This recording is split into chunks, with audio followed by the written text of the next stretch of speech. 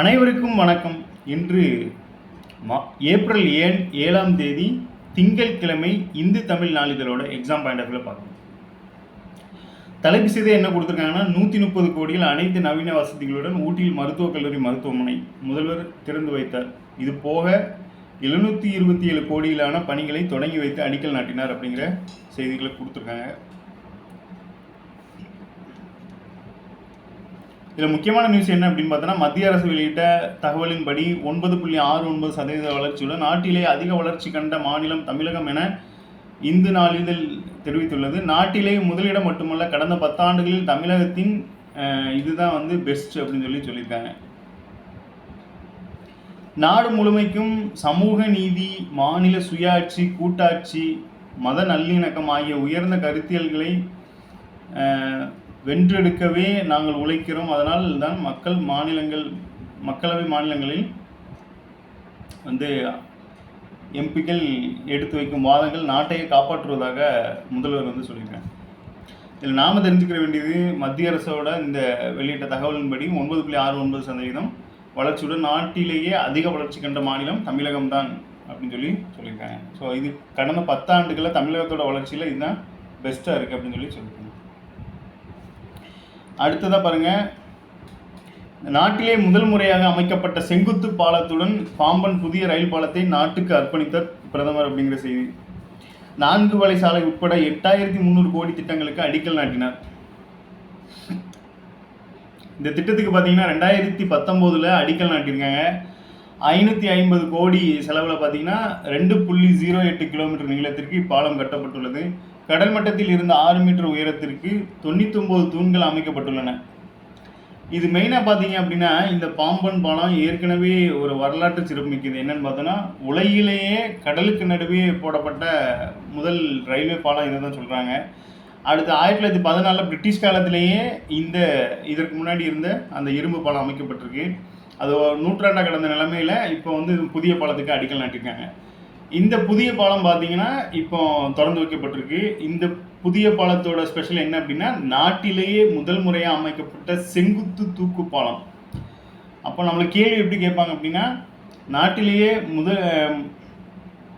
முதல் முறையாக அமைக்கப்பட்ட செங்குத்து தூக்கு பாலம் எந்த மாநிலத்தில் அமைந்துள்ளது, இல்லை தமிழ்நாட்டின் எந்த மாவட்டத்தில் அமைந்துள்ளது அப்படிங்கிற மாதிரி கேட்கலாம். இல்லை அந்த பாம்பனோட பேரை கேட்கலாம். இந்த மாதிரி மல்டிபிளில் இந்த ப்ராஜெக்டோட வேல்யூ பார்த்தீங்கன்னா 550 கோடி அப்படிங்கிறதையும், இந்த பாலத்தோட நீளம்னு பார்த்தோன்னா 2.08 கிலோமீட்டர் நீளத்துக்கும் இருக்குது அப்படிங்கிறதையும் தெரிஞ்சுக்கலாம். அடுத்ததாக, இந்த வளர்ச்சி அடைந்த பாரதம் அந்த இலக்கு பார்த்தீங்கன்னா 2047. ஸோ அதை நோக்கி தான் இப்போ 6 மடங்கு வளர்ச்சியை உயர்த்தி உள்ளோம். வளர்ச்சி அடைந்த பாரதம் என்ற இலக்கை நோக்கி பயணத்தில் தமிழகத்தின் பங்கும் பெரிதாக இருக்குது. அப்போ இந்திய அளவில் தமிழகத்தோட தாக்கம் பெரிய அளவில் இருக்குது அப்படிங்கிறத இந்த செய்தி மூலமாக சொல்லியிருக்காங்க. அடுத்து, கான்கிரீட் வீடுகள் கிடைத்துள்ளன பிரதமரின் வீட்டு வசதி திட்டத்தின் கீழ். வீட்டு வசதின்னு பார்க்கும்போது தமிழ்நாடு அரசு சார்பிலையும் ஒரு திட்டம் போயிட்டுருக்கு, அது போக பிரதமர் பேர்லேயும் ஒரு திட்டம் போயிட்டுருக்கு அப்படிங்கிறத பிரித்து பார்த்துக்கோங்க. தமிழகத்தில் 1.11 கோடி குடும்பங்கள் உட்பட நாடு முழுவதும் கிராமங்களில் 12 கோடி குடும்பங்களுக்கு முதன்முறையாக குழாய் வழியாக குடிநீர் வழங்கப்பட்டுள்ளது. இதை 2019 எப்படி கேள்வியை கேட்டிருந்தாங்க அப்படின்னா, இந்த கிராமங்களில் அந்த குடிநீர் வழங்கும் திட்டம் எது அப்படிங்கிற மாதிரி ஜல்ஜீவன் திட்டத்தை கொஸ்டினாக கேட்டிருந்தாங்க. அப்புறம் பிரதமர் ஒரு ரெக்வஸ்ட் வச்சுருக்காங்க, என்னன்னா தமிழில் கையெழுத்திடுங்க. அதாவது அவங்களுக்கு வர்ற கடிதத்தில் தமிழில் கையெழுத்து இல்லை அப்படிங்கிற மாதிரி சொல்லியிருக்காங்க. ஸோ அதையும் கொடுத்துருக்காங்க. உலக வர்த்தக மையம் பற்றி கொடுத்துருக்காங்க.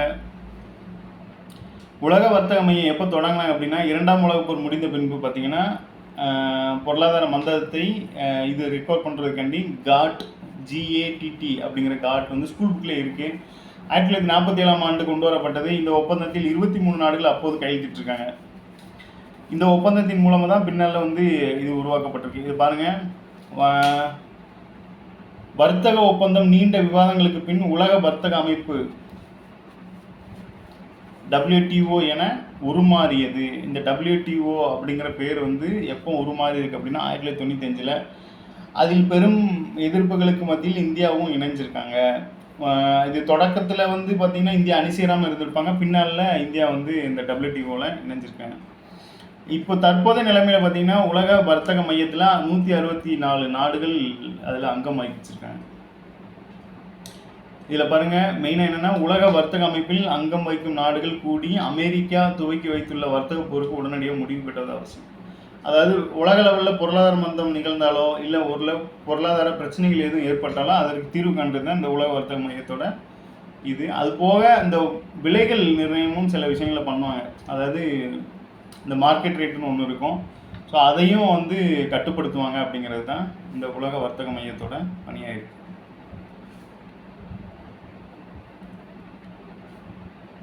இன்றைக்கி வந்து உலக சுகாதார தினம் என்னன்னு பார்த்தீங்கன்னா, ஏற்கனவே ப்ரீவியஸ் இயரில் இந்த கொஸ்டின் கேட்டிருக்காங்க. நம்ம டேஸ் பற்றி ஏற்கனவே நிறைய சொல்லியிருக்கோம்.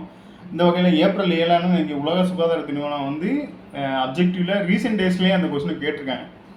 ஸோ அதனால உலக சுகாதார தினத்தை கேட்டுக்கோங்க. சுகாதார தினம்னு பார்க்கும்போது இந்த கேன்சர் டே, அப்புறம் பார்த்திங்கன்னா இந்த தடுப்பூசி தினம், அப்புறம் வந்து இந்த மாதிரி சுகாதாரம் சார்ந்து சுற்றுச்சூழல் சார்ந்த தினங்கள் வந்து அதிகமாக கேட்கப்படுது அப்படிங்கிறத பழைய கொஸ்டினை பார்க்கறது மூலமாக தெரிஞ்சுக்கலாம்.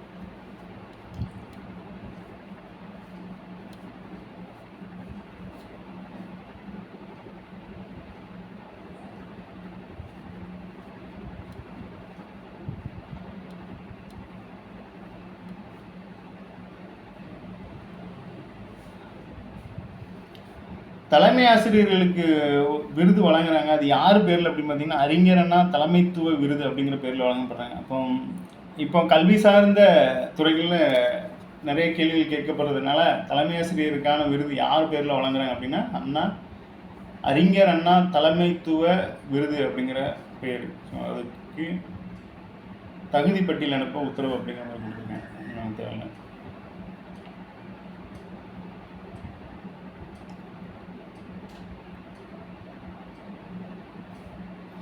இன்று உலக அளவில் கொண்டாடப்படும் உலக நலவாழ்வு நாளை ஒட்டி உலக சுகாதார நிறுவனம் இந்த ஆண்டு முழுவதும் கர்ப்பிணிகள் நலத்தையும் பிறக்கும் குழந்தைகளின் நலத்தையும் மேம்படுத்தும் விதமாக ஆரோக்கியமான தொடக்கம் நம்பிக்கையான எதிர்காலம், இங்கிலீஷில் பார்த்தீங்கன்னா ஹெல்த்தி பிகினிங் ஹோப்ஃபுல் ஃபியூச்சர்ஸ் என்னும் கருப்பொருளை முன்னிறுத்தி செயல்பட உள்ளது. தினங்களை பொறுத்தளவில் ஒரு வருஷமும் ஒரு நாளும் பார்த்தீங்க அப்படின்னா ஒரு கருப்பொருளோட செயல்படுறது வழக்கம். அந்த வகையில் இந்த வருஷத்துக்கான வேர்ல்டு ஹெல்த் டேயை பொறுத்தளவில் யாருக்கு முக்கியத்துவம் கொடுத்துருக்காங்க அப்படின்னா கர்ப்பிணிகளின் நலத்தையும் அந்த கர்ப்பிணிகளுக்கு பிறக்கும் குழந்தைகளோட நலத்தையும் மேம்படுத்தும் விதமாக ஆரோக்கியமான தொடக்கம் நம்பிக்கையான எதிர்காலம் அப்படிங்கிற மாதிரி தாய் சேய் நலனை வந்து முன்மாதிரியாக கொண்டு வந்திருக்காங்க. இதை பொறுத்தளவில் இந்திய லெவலில் பார்த்தோம் அப்படின்னா தமிழ்நாடு வந்து இதில் ஏற்கனவே சிறப்பாக தான் இருக்காங்க. இந்த வகையில் இந்த மாதிரி கருப்பொருள் வைக்கும்போது கூடுதல் முக்கியத்துவம் வருது. இது இலக்கு பாருங்க, இது 2030க்குள்ள 1 லட்சம் பிரசவங்களில் 70க்கும் குறைவான தாய் இறப்புகள் இருக்க வேண்டும் என்பது ஐநா கொடுத்திருக்கும் இலக்கு. அப்போ இதுக்கு முன்னாடி பார்த்தீங்க அப்படின்னா ரொம்ப இழப்பு அதிகமாக இருந்திருக்கு. ஸோ அதை குறைக்கிறதுக்கு இலக்காக வச்சுருக்காங்க.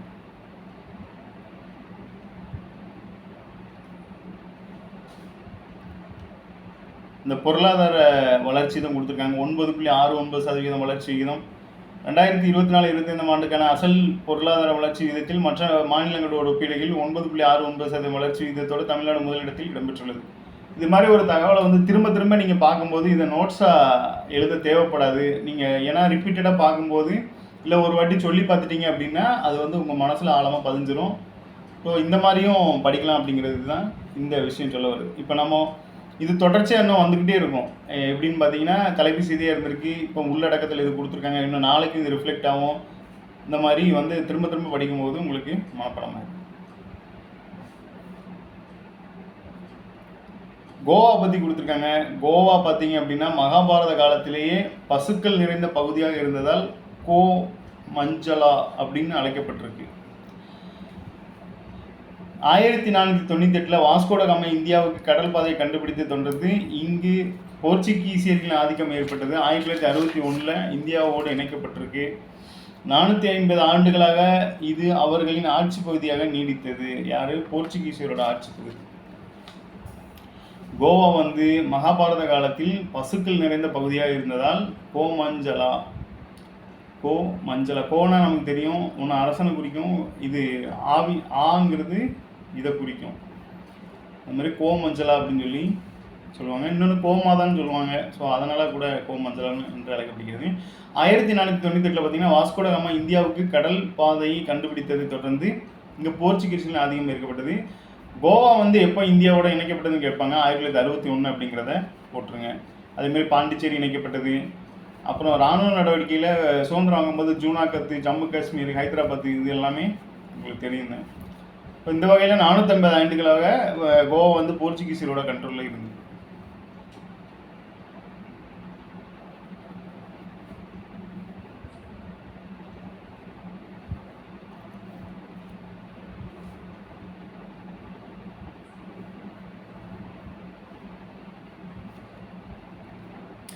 மணல் சிற்ப கலைஞர் சுதர்சனுக்கு பார்த்தீங்கன்னா இங்கிலாந்தின் உயரிய விருது கொடுத்துருக்காங்க.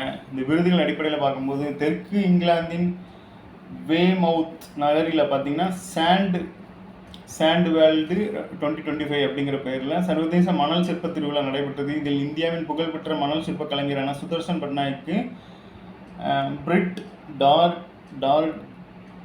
டாரிங்டன் சாண்ட் மாஸ்டர் விருது வழங்கி கௌரவிக்கப்பட்டது. இந்த விருது மற்றும் பதக்கத்தை வேமவுத் மேயர் வந்து வழங்கியிருக்காரு. இது பாருங்க, இதை குறித்து அவர் என்ன சொல்லியிருக்காரு அப்படின்னா, தெற்கு இங்கிலாந்தின் கடற்கரையில் உலக அமைதியை வலியுறுத்தும் வகையில் 10 அடி நீளத்தில் விநாயகர் சிற்பத்தை மணலில் வடிவமைத்ததற்காக எனக்கு இந்த விருது வழங்கப்பட்டது. இங்கிலாந்து மணல் சிற்ப கலைஞர் தந்தையாக கருதப்படும் பிரெட் டாரிங்டன் அவர்களோட நினைவாக தான் இந்த சிற்பம் வழங்கப்படுது, இந்த விருதுகள் வழங்கப்பட்டு வருது. இவரை நீங்கள் அதிகமாக செய்திகளில் பார்த்துருக்கலாம். நியூஸ் சேனலில் வந்து உலகத்துலேயோ இந்தியாவிலேயோ எந்த ஒரு தாக்கத்தை ஏற்படுற செய்தியாக இருந்தால், ஒருத்தரோட இறப்போ இல்லை ஒருத்தர் புகழ்பெற்றவங்க இருந்தாங்கனாலோ அவங்கள பற்றி அவர் வந்து இப்போ கிறிஸ்மஸ் அந்த பண்டிகைனாலும் சரி, கலாச்சாரம்னாலும் சரி, எது ஒன்றையுமே கடல் சிற்பங்கள் மூலமாக, அந்த கடல் மணல் மூலமாக சிற்பங்களாக வந்து கிரியேட் பண்ணுறது இவரோட வழக்கம்.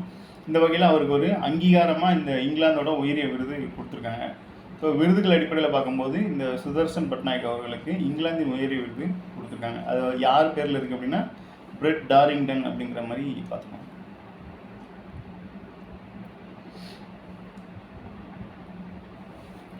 வகுப்பு திருத்த மசோதாவுக்கு வந்து குடியரசுத் தலைவர் ஒப்புதல் தெரிவிச்சிருக்காங்க. என்ன அப்படின்னா, மக்களவை மாநிலங்களவையில் நிறைவேற்றப்பட்டதை அடுத்து வகுப்பு திருத்த மசோதாவுக்கு குடியரசுத் தலைவர் ஒப்புதல். குடியரசுத் தலைவர் ஒப்புதல்னால் என்னென்னு பார்த்தீங்கன்னா, அவங்க ஒப்புதல் தெரிவிச்சிட்டாலே அது வந்து சட்டமாக மாறிடும். ஸோ சட்டம் உடனடியாக அமலுக்கு வந்தது. ஏன்னா அவங்க கையெழுத்து போட்டாங்கனாலே அது சட்டமாக மாறிடும். ஸோ சட்டம் உடனடியாக அமலுக்கு வந்தது அப்படிங்கிற மாதிரி கொடுத்துருக்காங்க. ஸோ நன்றி, மீண்டும் நாளை சந்திப்போம்.